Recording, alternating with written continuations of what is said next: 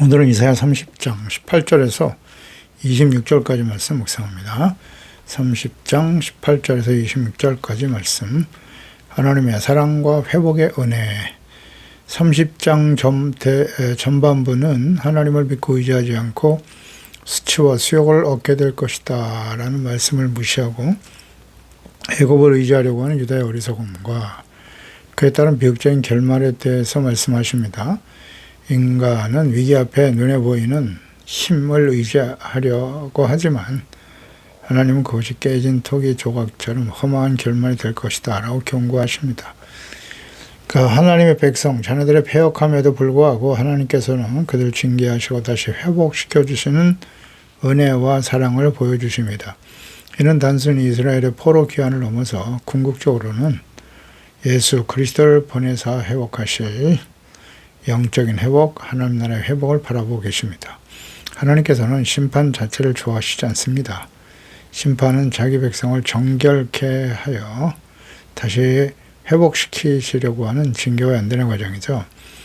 그러니까 본문 말씀도 회개하는 자에게 주어지는 하나님의 즉각적인 반응, 또 영적인 인도하심, 전인적인 치유와 회복을 약속하고 계십니다. 18절에 그러나 여호와께서 기다리시나니 기다리시네요. 이는 너에게 은혜를 베풀려 하심이요 일어나시리니 기다리고 일어나시고 이는 너희를 긍휼히 여기려 하심이라. 대저 여호와는 정의의 하나님이시라. 그를 기다리는 자마다 복이 있도다. 아멘. 하나님은 기다리시네요. 잠잠히 신뢰하며 기다리지 못하는 유다 백성들의 조급함과는 아주 대조적이죠. 그럼에도 불구하고 그들이 회개하고 돌아오기를 기다리시는 하나님의 인내와 사랑, 하나님의 오래 참으시는 사랑을 보여줍니다. 성경은 죄 백성들을 향한 하나님의 사랑, 사람의 형상대로 지음받은 사람을 사랑하시는 하나님이시죠. 근데 그 사랑이 짝사랑이라는 거예요. 일방적인 사랑이에요. 오래 참으시고 오래 기다리시는 하나님의 사랑을 볼 수 있습니다. 사랑이 무엇이냐? 사랑의 속성, 고린도전서 13장 4절에 잘 나와 있죠. 사랑은 오래 참고 온유하고 시기 질투하지 아니하며 쭉 나오잖아요. 그래서 마지막 부분에도 사랑은 모든 것을 참는 것이고 모든 것을 믿고 모든 것을 바라며 모든 것을 견디는 거예요. 오래 참고 믿어주고 기다리고 견디는 것이 사랑이라고 말씀하죠. 그러니까 하나님의 이 기다리시는 사랑은 그저 수동적인 방관이 아니라 죄 백성과 자녀들이 자신들의 죄를 깨닫고 회개하며 하나님께 돌아오기를 적극적인 소망을 버리지 않고 견디고 기다리시는 사랑입니다. 하나님 왜 기다리시는가요? 백성들이 자신의 힘, 그 당시에 하나님보다 애굽을 더 의지하려고 했던 이것이 얼마나 허망한 일인가를 깨닫고 자신들의 판단과 결정이 얼마나 어리석은 것인가를 몸소 깨닫게 하시기 위해서 그들이 돌이킬 때 용서하시고 긍휼히 여기시는 은혜를 베풀기 위해서 기다리시는 겁니다. 참 감동적이죠. 이 하나님의 사랑. 하나님은 또 정의 하나님이십니다. 하나님께서는 죄를 절대 묵과하실 수 없어요. 반드시 죄에 대해서 심판하시는 분이시지만 이것이 하나님의 공의의 속성입니다. 그러나 진심으로 자신의 죄를 깨닫고 회개하고 돌이키는 자들에게는 한없는 용서와 자비와 긍휼의 은혜를 베풀어 주시는 분이십니다. 예수님의 십자가의 죽음이 곧 하나님의 공의와 사랑을 대변하고 있는 것이지요. 죄에 대한 무서운 저주의 심판을 받으신 거예요. 예수님이. 죄 없으신 하나님의 아들 예수께서 당하신 그 고난과 십자가의 고통을 보십시오. 그 앞에 나와 회개하는 자들에게는 용서와 은혜를 베푸시는 하나님의 사랑, 용서, 은혜, 복음이죠. 이게 복음입니다. 하나님의 공의 앞에 자신의 죄를 회개하고 용서보다 의를 회복하는 과정임을 명심해야 합니다. 이게 십자가예요. 그래서 십자가를 지라고 하는 의미는 아무런 죄와 악을 행해도 괜찮다는 뜻이 아니에요. 십자가는 죄에 대한 하나님의 공의 심판이 얼마나 무서운가를 보고 죄를 깨닫고 회개하고 버리는 게 십자가를 지르는 겁니다. 그냥 사랑만 붙들고 있지 말고 불의하고 악을 행해도 하나님은 나를 사랑하신다? 그게 십자가가 아닙니다. 철저한 죄에 대한 깨달음과 회개가 있어야 되는 거예요. 죄를 버리는 게 십자가 지는 겁니다. 그리고 나 같은 죄인도 하나님이 용서하신 같이 형제와 이웃의 죄를 불쌍히 여기고 긍휼히 여기고 용서하는 것, 이것이 십자가입니다. 회개 없는 은혜는 방종이에요. 하나님은 정의를 위해, 공의를 세우기 위해서 우리가 진심으로 회개하기를 기다리십니다. 하나님이 침묵하시는 것 같을 때가 실은 하나님의 가장 사랑으로 기다리시는 때라는 사실을 알고 계십니까? 하나님은 심판하기 위해 기다리시는 것이 아니라 용서와 긍휼을 베풀기 위해서 기다리시는 겁니다. 19절에 시온에 거주하며 예루살렘에 거주하는 백성아, 예루살렘, 시온, 하나님이 다스리시는 하나님 나라의 백성이 되어 살아가는 거 얼마나 복된 일입니까? 그들을 향해서 외치십니다. 너는 다시 통곡하지 아니할 것이다. 그가 너의 부르짖는 소리로 말미암아 너에게 은혜를 베푸시되 그가 들으실 때에 너에게 응답하시리라. 회개하며 부르짖는 기도에 응답하시는 하나님, 하나님의 인내하심에 사랑에 주의 자녀 백성들이 진심으로 회개하고 돌이켜 기도할 때 하나님께서 즉각적으로 응답하실 것을 약속하십니다. 이 약속의 말씀은 역사적으로 아수르 침공시 히스기야가 이전에 자신의 어리석은 행동을 회개하고 오직 하나님만을 믿고 의지하며 겸손히 기도할 때 응답하심으로 성취되었습니다. 그리고 궁극적으로는 예수님의 재림과 초림을 통해서 초림과 재림을 통해서 이루실 언약이기도 하죠.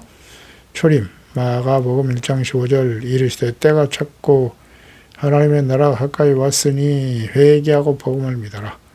회개, 복음을 믿어라. 하나님의 나라의 회복을 의미하는 것이죠. 예수님께서 재림하시고 마지막 심판이 있은 후 요한계시록의 심판의 내용이죠. 이럴 때는 심판, 나팔 심판, 대접 심판이 끝난 이후에 새하늘과 새 땅, 새 예루살렘을 보여주시죠.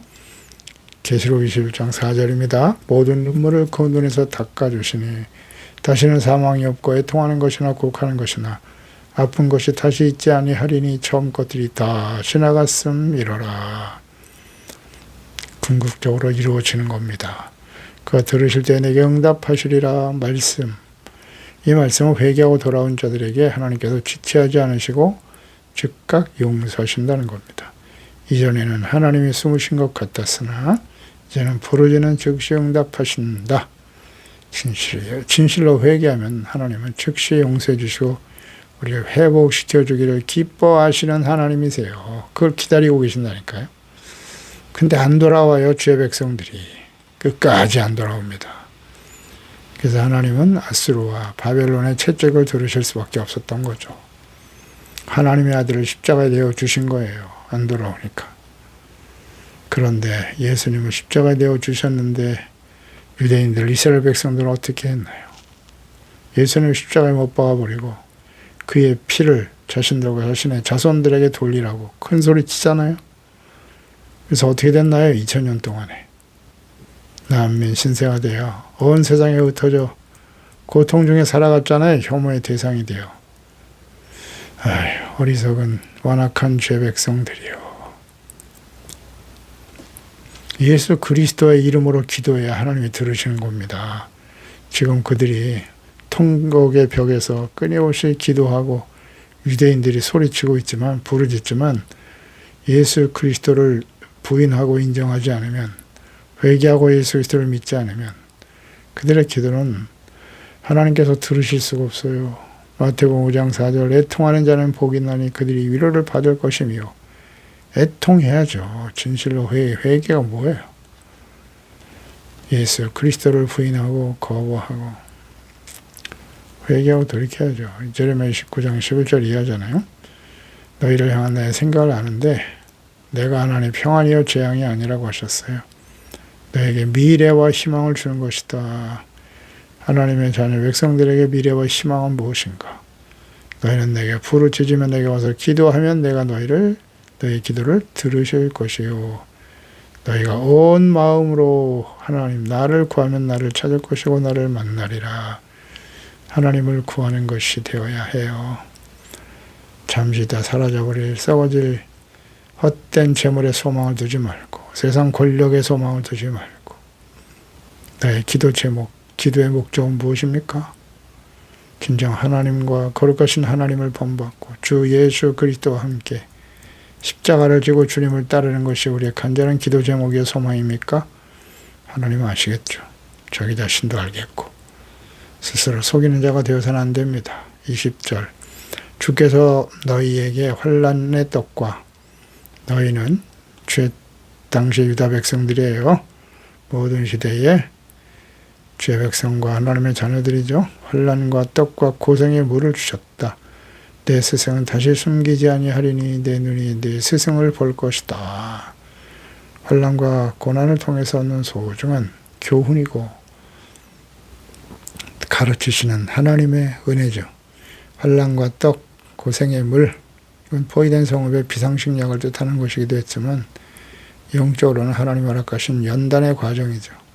중요한 것은 고난이 사라지는 것이 아니라 고난 중에 스승이신 하나님을 만난다. 지금 하나님의 가르치심, 하나님의 말씀과 뜻을 깨닫고 순종하는 삶을 의미하는 거겠죠. 환난과 징계를 위해서 의와 거룩함, 참된 하나님의 자녀들이 가져야 될 마음의 태도를 가르치시는 하나님을 알게 될 것이다. 죄로 인해 가려졌던 하나님의 얼굴이 고난을 통해서 더욱더 선명하게 된다. 다시 말하면 하나님과의 인격적인 교제 만남이 더욱더 분명해진다는 것입니다. 마음이 청결해진 사람, 마음이 청결한 자는 복이 있나니 저가 하나님을 볼 것이며 그래서 복이 되는 겁니다. 21절 너희가 오른쪽으로 치우치든지 왼쪽으로 치우치든지 내 뒤에서 말소리가 내 귀에 들려 이르기를 이것이 바른 길이니 너희는 이리로 가라 할 것이며 하나님이 친히 말소리를 통해서 목소리를 들려 우리의 갈 길을 인도해 주시네요. 말씀을 떠나 좌로나 우로나 치우쳐 범죄하고 잘못된 길을 갈 때 바른 길로 가도록 뒤에서 말소리가 들리게 하신다. 저걸 바른 판단할 수 있도록 말씀으로 깨우쳐 주시고 인도하신 하나님이 되어 주신다. 이는 예수 그리스도와 성령의 내주하심과 인도하심에 대한 예표이기도 합니다. 뒤에서 말소리가 들린다. 목자가 양떼 뒤에서 길을 잃지 않도록 소리쳐 인도하는 모습인데요. 우리가 세상의 유혹, 오른쪽이나 왼쪽, 죄악된 길이죠. 욕망에 이끌려 죄악된 길에 치우칠 때 성령께서 세미한 음성이 우리 양심과 말씀을 통해 깨우쳐 주시고 인도해 주신다는 사실이죠. 고난이 없는 것이 축복이 아닙니다. 고난 속에서도 이렇게 하나님의 음성을 듣고 의와 거룩한 하나님께서 기뻐하신 길을 따라가는 것, 이것이 진정한 축복이죠. 주님의 음성을 들을 수 있다는 거예요. 우리의 선한 목자이신 하나님 예수 그리스도, 나의 삶의 목자는 누구입니까? 하나님이십니까? 예수님이신가요? 아니면 자기 자신인가요? 스스로 양이라는 그 정체성을 잃어버리고 자기가 목자 노릇하는 사람이 얼마나 많은지. 눈으로 주를 보고 귀로 주의 음성을 듣는 것, 이게 진정한 축복이에요. 말씀 묵상을 통해서 말씀을 통해 주님의 음성을 듣고 성령님의 깨달음과 인도하심을 따라 주님의 말씀을 따라가는 것, 얼마나 큰 복입니까? 시편 23편이잖아요. 여호와께서 나의 목자시니 내게 부족함이 없나이다. 아멘입니다. 그리스도의 말씀을 따라가는 것이 가장 안전하고 행복하고 복된 일입니다. 아멘이신가요? 22절에 또 너희가 너희 조각한 우상에 입힌 은과 부어 만든 우상에 올린 금을 더럽게 여긴다는 거죠. 불결한 물건을 던진같이 던질 것이다. 비로소 깨닫고 우상을 버리게 되는 거예요. 우상 타파와 성결이 회복된다. 진정한 회복은 우상의 파기로 이어져야겠죠. 말로만 하는 게 아니라는 거예요.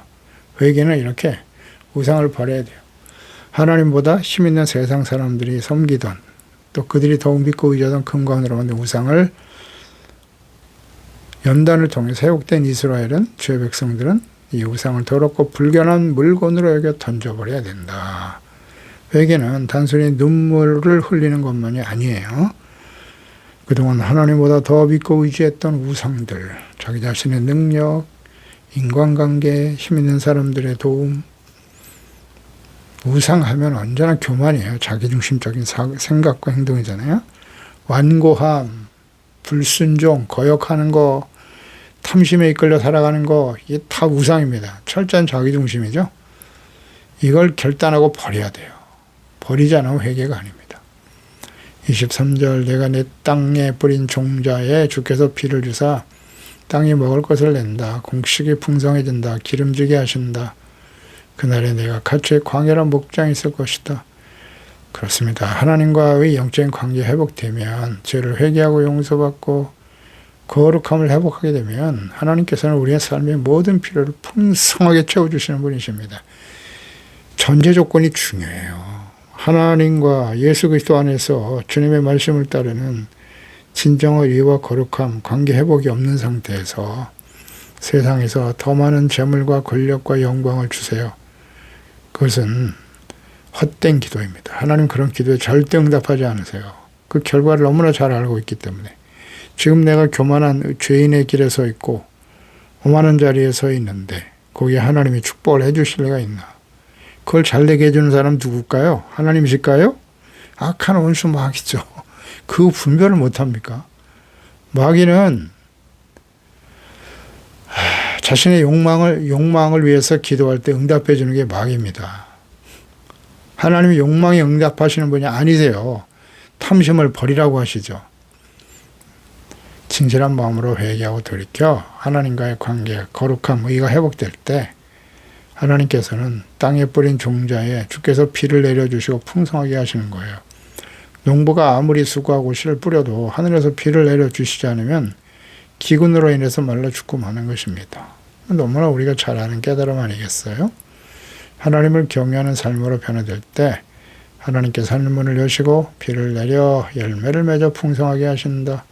하나님의 약속이잖아요. 신명기 11장 14절에 여호와께서 너희 땅에 이른비와 늦은비를 적당한, 이게 중요해요. 적당한 때에 내려주셔야 되죠. 필요할 때. 너무 과하게 하면 홍수가 나서 다 죽고 말아요. 소실되고 만다고요. 곡식, 포도주, 기름을 얻게 한다. 적당한 때에 주셔야 돼요. 이른비와 늦은비를. 그분이 누구다? 하나님이시다. 신명기 28장 1절이야. 내가 네 하나님 여호와의 말씀을 삼가 듣고 내게 명령하는 그 모든 명령을 지켜 행하면, 이게 전제 조건이죠. 이게 하나님을 사랑하고 경외하는 태도잖아요. 내가 하나님 여호와의 말씀을 청정하면 이 모든 복이 너에게 임한다. 아멘이죠. 그래서 여호와께서 너를 위하여 하늘의 아름다운 보고를 열어주실 것이고 내 땅에 때를 따라 비를 내리시고 내 손으로 하는 모든 일에 복을 주신다. 아멘. 이 말씀을 모르지 않죠. 그런데 조건, 하나님께서 우리에게 약속하신 그 조건에 대해서는 무관심하고 결과에 대해서만 강조하는 거예요. 하나님이여 이 모든 복이 내게 때를 따라 비를 내려주시고 내가 손으로 하는 모든 것에 복을 내려주세요. 왜 그래야 되죠? 목적이 뭔가요? 자신의 욕망을 위해서, 탐심을 위해서, 자신의 성공과 이익을 위해서 온갖 불의와 악을 행하면서도 이 모든 것을 더해 주시는 복을 주셔야 된다고요? 그건 하나님이 아니라 우상이죠. 우상 숭배를 하나님 믿는 것으로 착각하는 어리석은, 스스로 속이면 안 돼요. 하나님은 절대 만을 여김을 받지 않으십니다. 육체를 위해서 심으면 어떻게 된다고요? 썩은 것, 사망을 거두게 돼요. 사망. 성령을 위해 거둬야죠. 심어야죠. 그러면 영생을 거두게 되는 것이고요. 이걸 분별을 못해요. 24절 밭가는 소와 어린 나귀도 키와 쇠스랑으로 까부르고 맛있게 한 먹이를 먹게 할 것이다. 이거 크게 살육하는 날 망대가 무너진다. 무너질 때 고산마다 줄령마다 그 뒤에 겨울과 시냇물이 흐를 것이다. 아멘이죠. 비옥한 땅에 풍성한 소산을 내는 한편 가축들은 광활한 목초지에 마음껏 풀을 뜯게 될 것이다. 물의 공급, 망대의 풍괴. 망대는 유다 백성들이 자기 교만을 상징하는 요새죠. 요새를 의미하는 것인데 이 망대가 무너질 때, 즉 교만을 버리고 겸손히 하나님을 믿고 의지하게 될 때 하나님께서 허락하시는 풍성한 복을 누리게 될 것이다. 어렵지 않죠. 26절 여호와께서 자기 백성의 상처를 싸매 주시는 분이시죠. 그들의 맞은 자리를 고치시는 날, 징계와 연단의 과정을 통해서 회복시켜 주시는 날 있죠. 달빛은 햇빛 같고 햇빛은 7배가 되어 7날의 빛과 같으리라. 이것이 원래 하나님의 뜻이에요. 자, 이 말씀 우리가 모르지 않잖아요. 이 말씀 너무 좋아하죠. 26절 말씀. 하나님께서 징계하시는 목적은 회복에 있어요. 이건 뭐 분명한 사실이잖아요. 폐역하고 완악한 마음을 연단하고 겸손하고 부드러운 마음을 주어. 겸손하고 부드러운 마음, 온유하고 겸손한 마음이죠. 주어서 어떻게 하신다고요? 하나님의 말씀을 듣고 지켜 순종하여 의와 거룩함을 회복하게 하시며 맞은 자리와 상처를 싸매어 주시는 분이시다. 여기에 주목해야죠. 부드러운 마음 가지고 뭐 할 건데요? 겸손하고 부드러운 마음을 주셔서 뭐 어떻게 하신다고요? 말씀을 지켜 행하는 하나님 사랑, 이웃 사랑을 실천하는 의와 거룩함을 회복하게 하시는 거예요. 그럴 때 이 모든 약속의 축복이 이루어지게 되죠. 달빛은 햇빛 같고 햇빛은 7배가 되어 7날의 빛과 같이 될 것이다. 이것은 하나님의 영광이 온 세상을 덮는 그리스도를 보내주심으로 이루실 하나님 나라의 회복을 의미하는 것이고요. 이 땅에 살아가는 동안에도 하나님의 다스림과 인도하심을 따라 착함으로 진실함으로 주의 영광의 빛을 나타내고 이런 사람들이 영광 모습으로 주님 앞에 서게 되겠지요. 예. 이런 하나님의 은혜와 하나님의 역사가 우리 가운데 임하기를 간절히 바랍니다. 기도합니다. 하나님 아버지 감사합니다. 오늘도 주의 말씀을 듣습니다. 하나님의 사랑과 회복의 놀라우신 은혜에 대한 주님의 약속이죠. 하나님의 백성들은 하나님을 항상 무시하고 멸시합니다. 하나님의 존재 자체를 인식하지 못하며 살아가는 하나님의 영원한 하나님의 백성 이스라엘, 북이스라엘은 아수르에서 멸망을 당했는데 그들의 완고함과 폐역함으로 인한 결과를 눈으로 목도하면서도 그 길을 따라가는 어리석은 유다 백성들, 오늘 시대, 모든 시대, 오늘날 우리도 마찬가지죠. 겸손히 하나님을 믿고 의지하고 순종할 때 이것은 곧 우리 마음속에 있는 교만과 완악함, 탐심의 우상 숭배를 버리는 거예요. 우상을 타파하고 정결하게 되어질 때 하나님께서는 우리의 의와 평강과 기쁨을 더해 주실 뿐만 아니라 우리의 땅에 하나님의 곡식이 풍성하고 기름지게 하십니다. 우리의 삶에 필요한 모든 것을 더해 주시는 하나님이심을 우리가 확신하게 하시옵소서. 하나님과의 관계, 의와 거룩함의 회복이 없는 그런 풍성한 하나님의 축복은 결국 부패로 이어질 수밖에 없습니다. 그래서 하나님께서 우리를 징계하시고 연단하셔서 의와 거룩함으로 회복시켜 주신 하나님께 감사합니다. 그리할 때 하나님께서 우리의 상처를 싸매어 주시고 달빛은 햇빛 같고 햇빛은 7배가 되어 7날의 빛과 같이 하나님의 영광을 나타내는 복된 주의 자녀로 살아가게 하소서. 예수님의 이름으로 기도드리옵나이다. 아멘.